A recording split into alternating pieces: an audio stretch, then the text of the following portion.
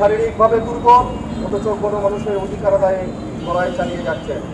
আর সেই মুহূর্তে একটি দলের দায়িত্বশীল পর্যায়ের নেতা প্রকাশ্যে আমাদের জেলার জননন্দিত সম্মানিত সভাপতি পিতামাতাকে অশ্লীল ও অসভ্য ভাষায় গালিগালাজ করেছেন, যার কোনো সভ্য রাজনৈতিক সংস্কৃতিতে গ্রহণযোগ্য নয়।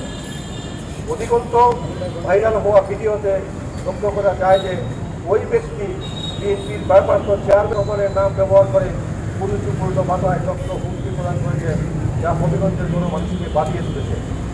আমরা বিশ্বাস করি জনাব তারেক রহমান প্রতিহিংসা রাজনীতি করেন না এবং তার নাম ব্যবহার করে কাউকে হুমকি প্রদান করার অধিকার কিংবা দায়িত্ব তিনি দেন নাই। এই অবস্থায় আমরা শঙ্কিত যে পূর্বের ন্যায় আবারও হবিগঞ্জের সন্ত্রাসী রাজনীতির পুনরাবৃত্তি ঘটে কিনা। আশাবাদী ছিলাম যে অতীতের সন্ত্রাসমুখী রাজনীতি পরিত্যাগ করে জুলাই বিপ্লবে আত্মদানকারী শহীদদের আত্মার প্রতি সম্মান প্রদর্শন করে রাজনীতিকে সঠিক খাতে প্রবাহিত করা হবে।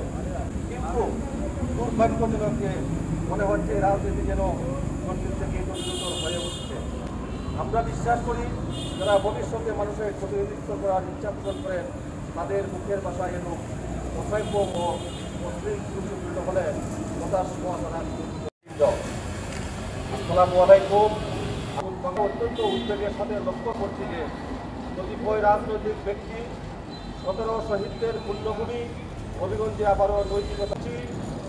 সম্প্রতি জুলাই বিপ্লবের অন্যতম স্টেক হোল্ডার একটি দলের একজন দায়িত্বশীল সদস্য ও হবিগঞ্জ জেলার সংগ্রামী সভাপতি অ্যাডভোকেট চৌধুরী আশরাফুল পানি নোমানকে সম্পূর্ণ রাজনৈতিক, সামাজিক ও পারিবারিক শিক্ষা